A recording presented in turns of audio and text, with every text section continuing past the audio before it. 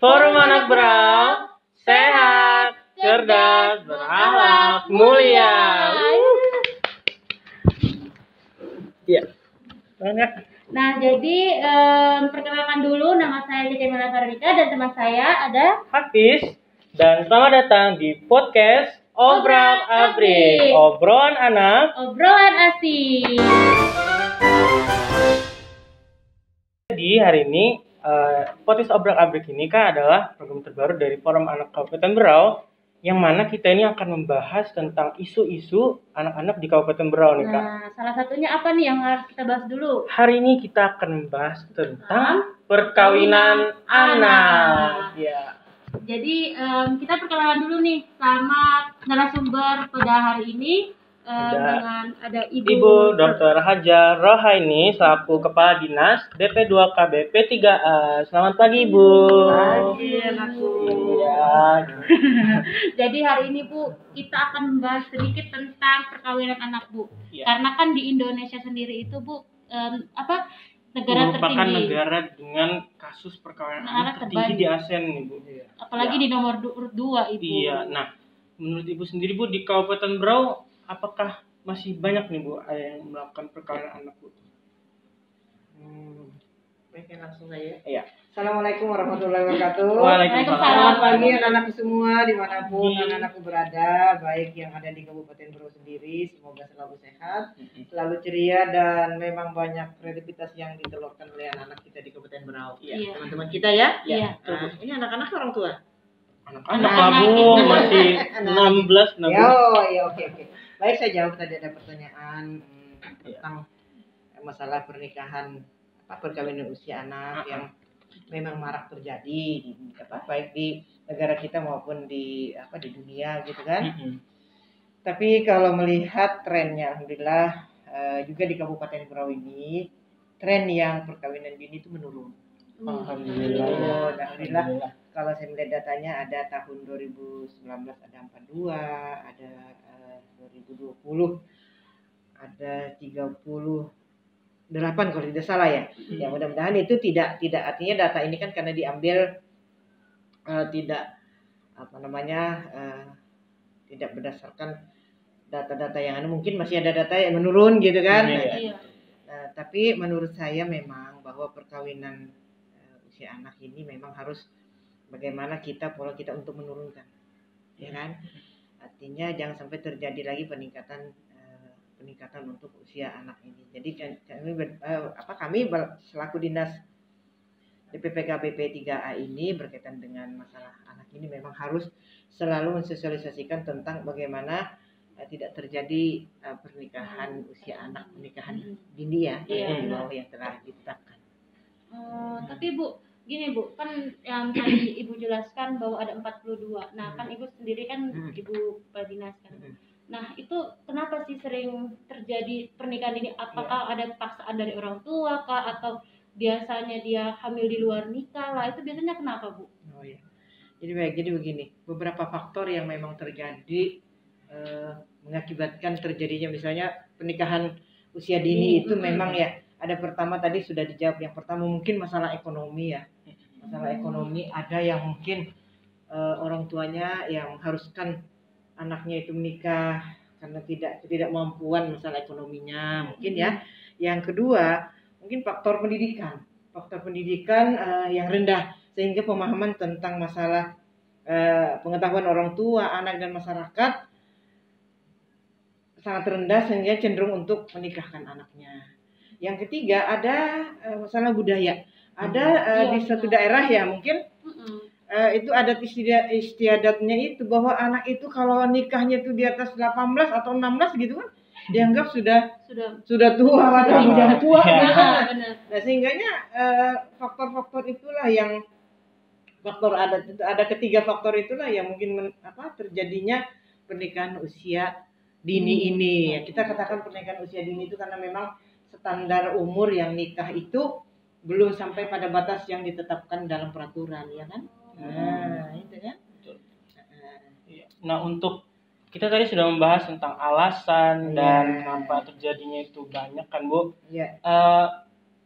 Kalau untuk pemerintah daerah sendiri, apakah sudah ada peraturan yang dengan tegas melarang untuk terjadinya pernikahan dini ini? Oh ya. Kebijakan dari iya, pemerintah. Jadi memang pertama kita ngacu pada Undang-Undang Nomor 16 Tahun 2019 tentang perkawinan, usia perkawinan atau pernikahan ini yang dulunya 16 itu kan berubah dari Undang-Undang 74 menjadi Undang-Undang Nomor 16 Tahun 2019. Kalau dulunya 16 kan sekarang jadi 18. Iya. Nah, menjadi usia dewasa. Nah, jadi dengan undang-undang itulah maka turunnya ke daerah. Nah, kami peraturan daerah secara spesifik tentang usia perkawinan tentang masalah usia pernikahan dini ini kami masukkan dalam Perda Perlindungan Anak. Perda Perlindungan Anak bahwa memang kita tidak secara spesifik, tapi kita menurunkan pengaturan daripada Undang-Undang 16 dan mensosialisasikannya. Iya. Bahwa usia perkawinan itu sekarang 18 tahun. 18 tahun Untuk ya, perempuan, Bu. ya 18 tahun. Kalau Undang-Undang Nomor 1 Tahun 74 itu 16 tahun. Wih, 16 tahun ya, Bu. Maka ada perubahan ini. Kita juga di daerah tentang perlindungan anak, maka usia perkawinan itu 18 tahun. 18 tahun. Iya. Ya, saya pernah dengar itu, Bu. Ya. Tapi banyak nih, Bu. Sebagian orang mengatakan ada kalau misalnya urusan finansial ya, Bu. Faktor finansialnya dari orang tuanya mencukupi, misalnya kedua pihak antara si perempuan ataupun laki-laki ini kayak misalnya mencukupi lah finansialnya, jadi dia sudah siap untuk menikah. Kan karena kan dia ada warisan atau dia ada warisan atau apa, itu bagaimana sih Bu tanggapannya Ibu? Oh ya, memang kalau begitu sih kita nggak bisa nih ya secara ekonomi ya dia mampu ya. Tapi kalau misalnya menikah di bawah usia yang sudah ditetapkan, khususnya masalah perempuan, itu yang pertama memang dampak daripada kematangan seorang perempuan. Yang pertama reproduksinya. Benar sekali. Ya kan? Masalah reproduksi itu penting. Nah, karena kita di dalam jiwa kita ini kan kesehatan, ada kan triad KRR kita kan. Nah, reproduksi satu. Yang kedua, kesiapan mental. Nah, cara dia mengolah emosi kan masih Nah, betul. Jadi artinya memang pada saat dia pacaran enak, bagus dan sebagainya, tapi menghadapi kenyataan pada saat pernikahan ya kan sangat berbeda. Karena kita tidak sama di dalam kita masih belum nikah dengan nikah itu sangat luar biasa. Biasa kita kan kalau bujangan tuh mau kemana-mana kan nggak ada yang ribet, nggak ada yang repot, ribet kan hidup kan. Tapi begitu kita nikah ada anak.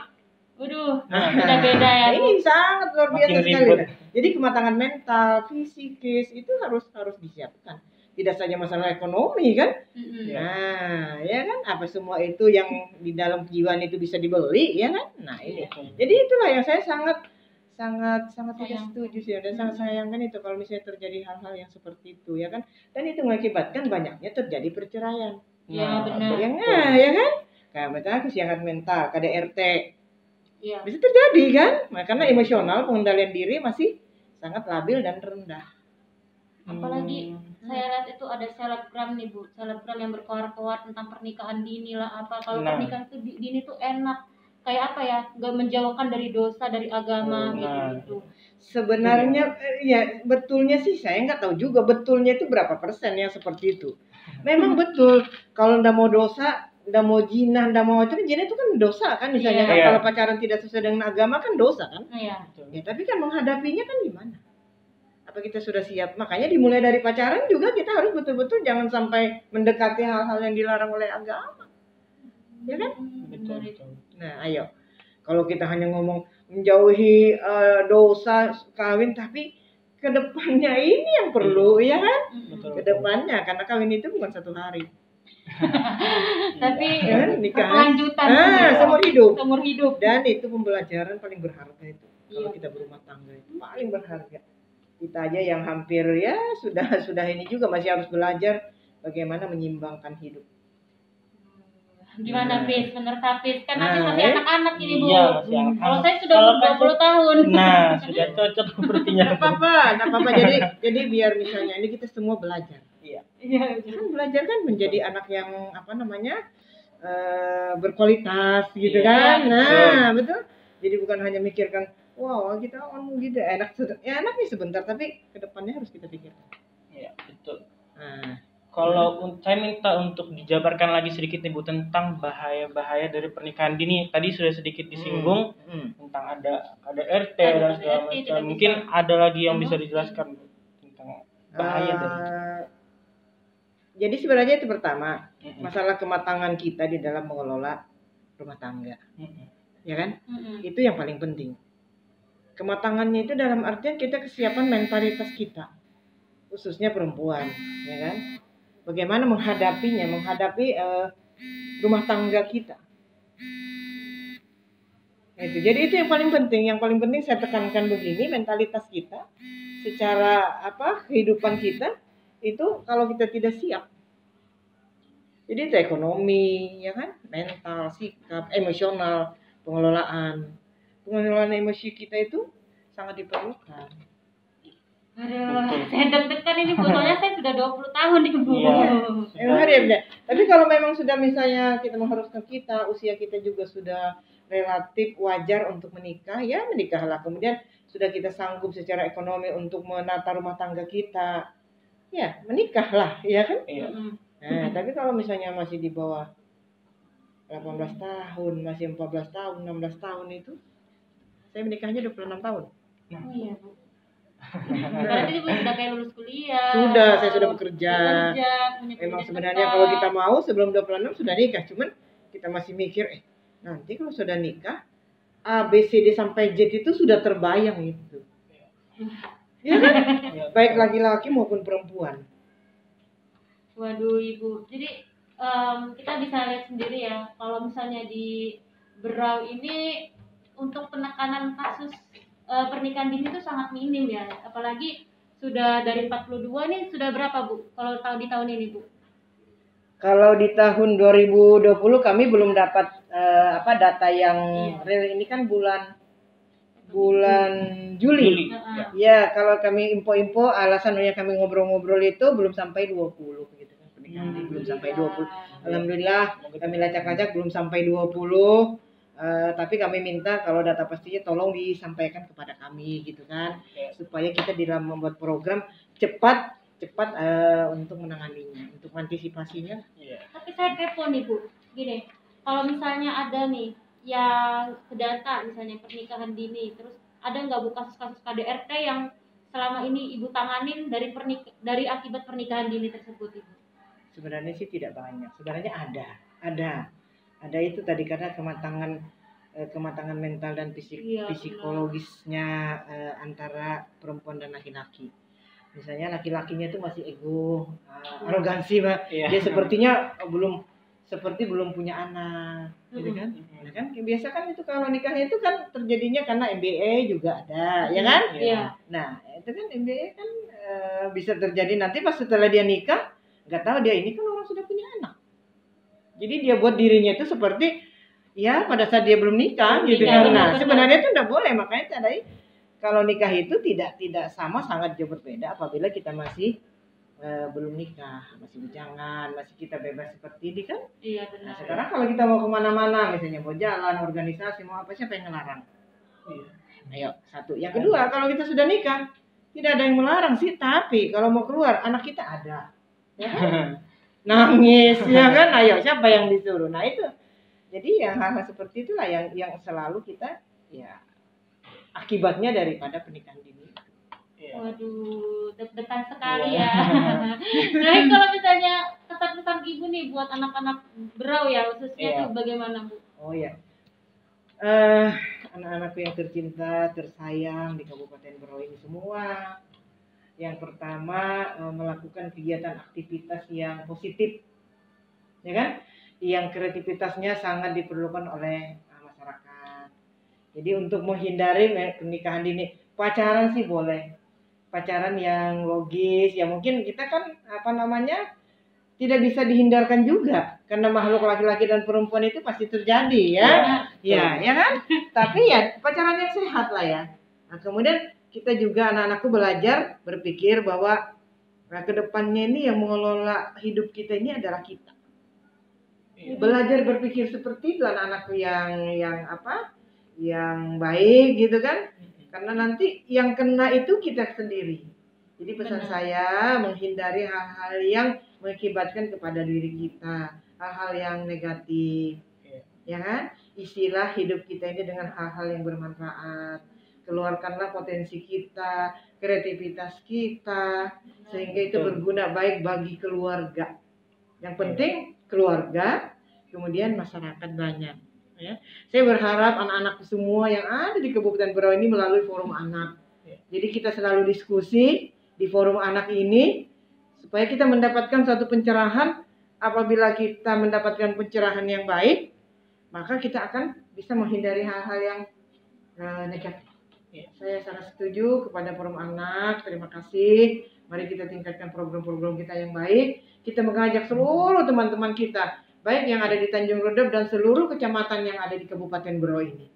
Saya siap mendukung anak-anakku yang tercinta untuk membuat satu program yang positif. Terima kasih. Nah, untuk menekan, karena ini tugas kita semua, menekan angka pernikahan usia dini. Bukan saja tugas pemerintah, dimulai dari keluarga, dimulai dari masyarakat. Maka pemerintah membuat satu program bagaimana menekan angka pernikahan dini. Selamat kepada anak-anakku ya, karena bulan Juli ini hari anak. Iya. Ya kan? Tanggal 23. Jadi anak itu dipahamkan jangan anak-anak. Anak, ya kan? Kalau anak-anak kan anak-anak kecil kan? Tapi forum anak artinya karena memang di dalam undang-undang itu 18 tahun ke bawah itu masih masuk dalam anak. Nah, jadi walaupun kita anak tapi sudah punya pemikiran ke depan jauh sekali, punya konsep yang baik ke depan. Sehingganya pada saat nanti kita sudah dewasa, sudah mampu mengelola diri kita, sudah mampu berumah tangga, maka itu akan menjadi baik. Terima kasih sekali lagi. Iya, terima kasih. Apa cukup? Sudah Bu, sudah banyak banget nih yang udah diberikan oleh Ibu, udah banyak ujangan-ujangan juga. Terima kasih Bu untuk waktunya. Ya, jadi mungkin sekian ya Kak dari kita untuk episode pertama dari podcast Obrak Abrik. Sekian dari kami Forum Anak Berau. Terima kasih Forum Anak Berau. Sehat, cerdas, berakhlak, mulia.